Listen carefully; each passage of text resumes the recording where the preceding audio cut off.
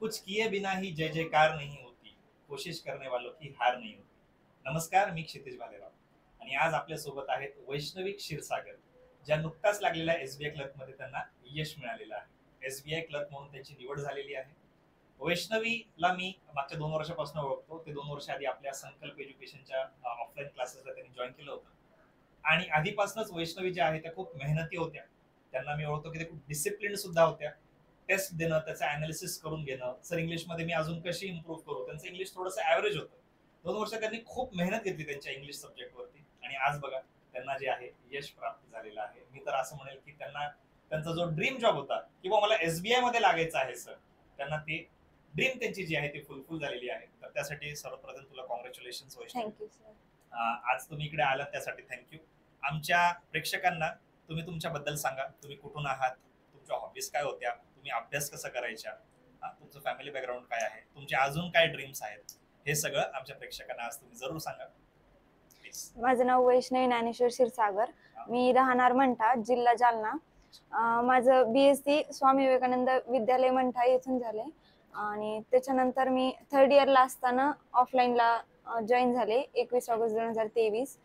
त्याच्यानंतर batch complete केली आणि बॅच सोबत सोबत होमवर्क कंटिन्यू केला आणि ते झाल्याच्या नंतर मग सिलेबस चालू केलंय. टार्गेट सिलेबस ठेवला, 2-3 महिने सिलेबस कंप्लीट करून घेतला सगळा आणि मग डायरेक्ट कॅलेंडरच चालू झालं. तुम्ही ग्रॅज्युएशनला असताना जॉईन केलं होतं ना क्लास, लास्ट इयर मध्ये असताना. कसं मॅनेज केलं ग्रॅज्युएशन प्लस हे? ग्रॅज्युएशनला असताना लास्ट सेमिस्टर मध्ये मी इथं आले आणि तेव्हा 2-3 महिनेच बाकी होते पेपरला. मग माझा सिलेबस तेव्हा कम्प्लीट झालेला होता कॉलेजचा. मग त्याचा थोडासा अभ्यास आणि इकडचा हे होऊन बॅच कम्प्लीट होईपर्यंत तिकडचे पण पेपर झाले आणि जो काही नंतर मग टाइम भेटला 2-3 महिन्याचा कॅलेंडर चालू होण्यापर्यंत, तोपर्यंत मी इलिजिबलच नव्हते कोणत्याच पेपरला. मग तोपर्यंत सगळा सिलेबस टार्गेट केला, सतत काउन्सिलिंग हे केलं आणि मग नंतर माझं कशात मी कमी पडते ते बघत राहिले. अच्छा, मला सांगा, तुम्ही BSc केलेलं आहे बरोबर? BSc केल्यानंतर बँकिंग कडे कसं कळलं तुम्ही? माझं बँकिंगच हे एक स्वप्न होतं. लहानपणापासून मला बँकिंग करायची होती, पण घरच्यांमुळे मी BSc घेतली होती आणि नंतर मग आता शेवटी मग माझंच बँकिंगचं ज्याच्यात इंटरेस्ट आहे तेच मनापासून करतो असं मला तरी वाटतंय, म्हणून मग शेवटी बँकिंग मध्ये चालेल. अच्छा, मग कसं कन्व्हिन्स केलं तुम्ही घरी की आता मला बँकिंग करायची आहे असं? मी आधीपासूनच करायचे, पण 12th ला असताना मला क्लास होते.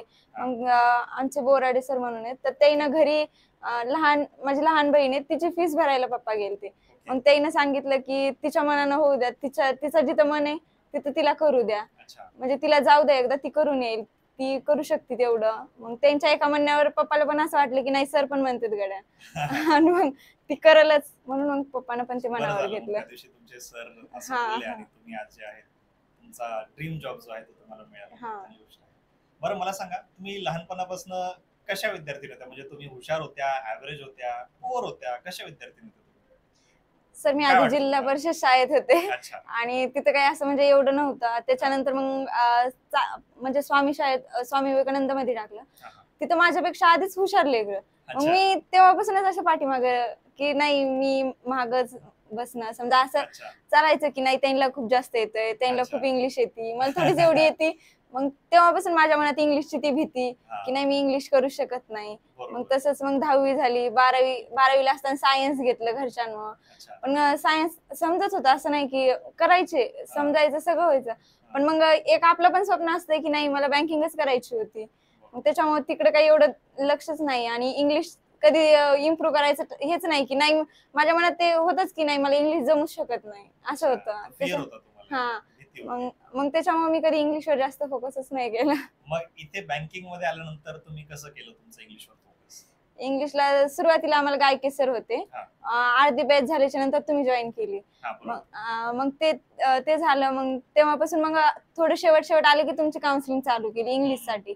मग तुम्ही सांगितलं की असं असं करायचं, समजा क्विज द्यायला लागलं. मग मॉक टेस्ट देऊन अनालिसिस करा. डेली मी 2-2.5 महिने डेली 6 वाजता तुमच्याकडे यायचे.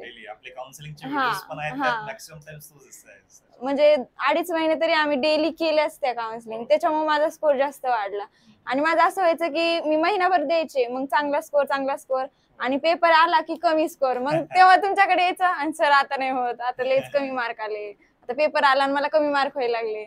पण ते तुम्ही सांगायचे की नाही होऊन जाईल होऊन जाईल, पेपर सोपा असतो, हे अवघड आहे असं. त्याच्यामुळेच वाढली माझी इंग्लिश थोडी.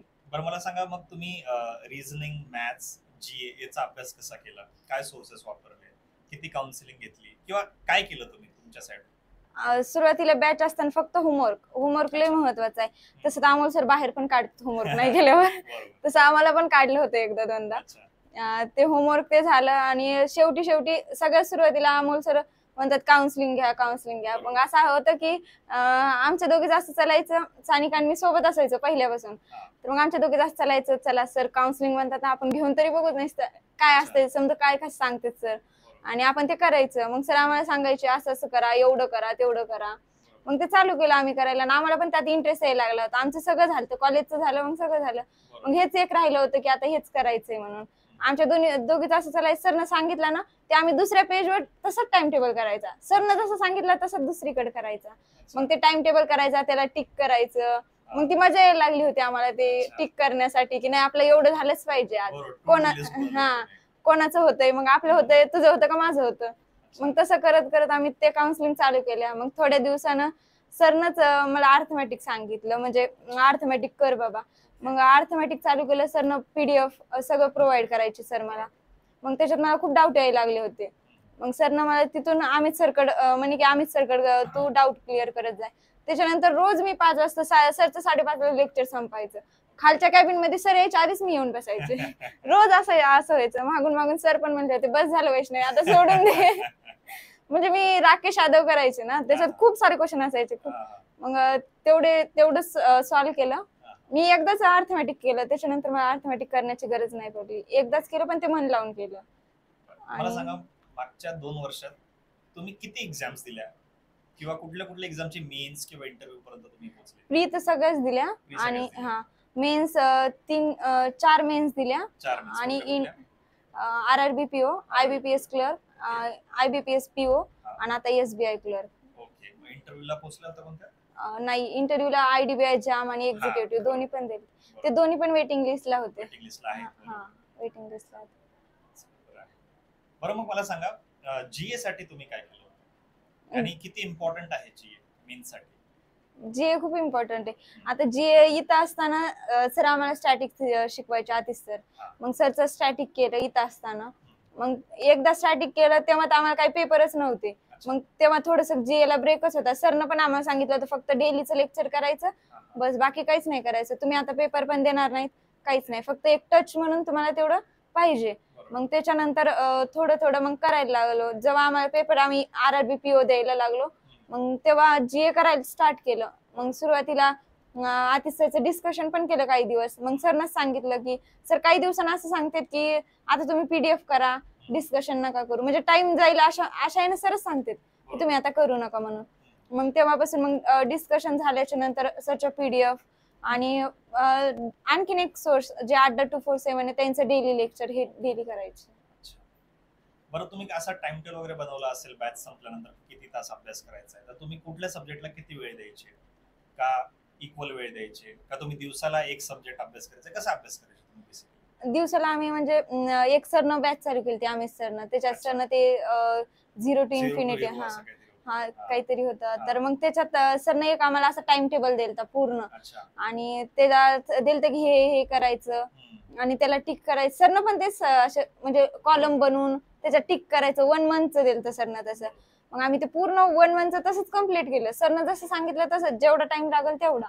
आणि त्याच्यानंतर आम्हाला त्याची एवढी सवय झाली, आम्ही त्याची म्हणजे 8-8 दिवसाचं करायला लागलो. मग आम्ही आता तुमच्याकडे इंग्लिशचा घ्यायचा, रिझनिंगचा अमोल सरकडून घ्यायचा आणि राहिलेला कॉन्टचा अमित सरकडून घ्यायचा. असं 3 सब्जेक्ट मिळून मग आम्ही स्वतः बनवायचो. सर सांगायचे हे करा, मग तुम्ही सांगायचं इंग्लिशचं हे करा. मग एक दिवस संडेला आमचं तेच असायचं, 1 तास आम्ही त्यात घालायचो की आपल्याला हप्त्याभर आता काय करायचं, पुढचा हप्ताभर आपला कशात गेला पाहिजे. मग आम्ही बनवायचो तसं 12 तासाचं बनवायचो, पण मग 9-10 तास तर होतच होता आमचा अभ्यास. 9-10 तास अभ्यास करायचो. बरं मला सांगा, जे म्हणतात बघा क्लरिकल असो किंवा POची एक्झाम असो, त्यात स्पीड मॅथ्स जे म्हणतो आपण ते खूप इम्पॉर्टंट असतं. तर शरद सर जे तुम्हाला स्पीड मॅथ्स साठी टास्क द्यायचे किंवा संडेला टेस्ट घ्यायचे, त्याचा किती फायदा वाटतो तुम्हाला झाला? हा, त्याचा खूप फायदा आहे सर. सांगतात 1000 सवाल करा, हे करा, बरोबर. पण करत नाही तेवढं सिरियसनेस न कोणी करत नाही. बरोबर. पण आमचं असं होतं, आम्ही तिथं खाली कधी कंटिन्यू असायचं. हा. नाही केलं की सर येता जाता आम्हाला टोमनेच मारायचे. तुम्ही केलं नाही, तुम्ही केलं नाही, तुम्ही इथंच बसता, असं करतात. हा. मग त्याच्यामुळे ते करावंच लागायचं आम्हाला. कोणाचं पण असं आम्ही तिथं असायचो, ज्याचा नाही केला ते येऊन म्हणायचं, तुम्ही आज हे केलं नाही, तुम्ही आज ते केलं नाही. मग ते करायचंच, कोणत्या पण सरचं असं. ज्या सरनं तेवढं टार्गेट दिलं तेवढं कम्प्लीट करायचंच आम्ही, डेलीचं डेली. एक प्रश्न माझा विचारायचा राहून गेला वैष्णवी, तुम्ही म्हटलं तुम्ही मंठा जालन्याचे आहात, तर तिकडे एक्झॅक्टली काय करतात? तुमच्या घरचे काय करतात? गव्हर्नमेंट जॉबला आहेत का, फार्मर्स आहेत का, काय ऑक्युपेशन आहे त्यांचं? नाही, माझे पप्पा भेळचा गाडा आहे आणि आमच्या इथं शेती वगैरे काहीच नाहीये, त्याच्यावरच आहे सगळं. आणि आई हाऊसवाईफ आहे. तर एक लोअर मिडल क्लास फॅमिलीला तुम्ही बिलॉंग करता, तर तुम्हाला आज कसं वाटतं की आज तुम्ही जे आहे गव्हर्नमेंट जॉब जो आहे तो तुम्हाला मिळाला आहे? आणि मला जेवढं आठवत आहे की मी तुझा स्टेटस जो बघितला होता, ज्या दिवशी एसबीआय क्लर्कचा रिझल्ट लागला त्या दिवशी तुझ्या वडिलांचा बर्थडे पण होता. काय वाटलं, त्यांचं काय एक्सप्रेशन्स होते, काय त्यांनी तुला बोलले, काय सांगितलं त्यांनी? मी आधी बघितलं सर, मी आधी रजिस्ट्रेशन नंबर टाकला आणि त्याच्यात आलाच नाही. मग मला पप्पा म्हणते डबल एकदा टाक, डबल एकदा टाक. म्हणलं पप्पा नाही झालं, नाही झालं. मग असं, आणि पप्पाचा तेव्हाच गाडा जात होता. मग पप्पा त्याच कामात होते, तर मग पप्पाच्या कामाला लागले. मला इथून एका मैत्रिणीचा फोन आला की तुझा रोल नंबर कुठे सापडला, तुला तू रोल नंबर कुठून टाकला? अरे मी तर रजिस्ट्रेशन टाकला, माझं नाहीच झालंय. मी म्हणलं थांब, मग मी पण चेक करते, आणखी माझं नाही झालं. मग आई पप्पाला म्हणलं आई मी चुकीचा नंबर टाकला.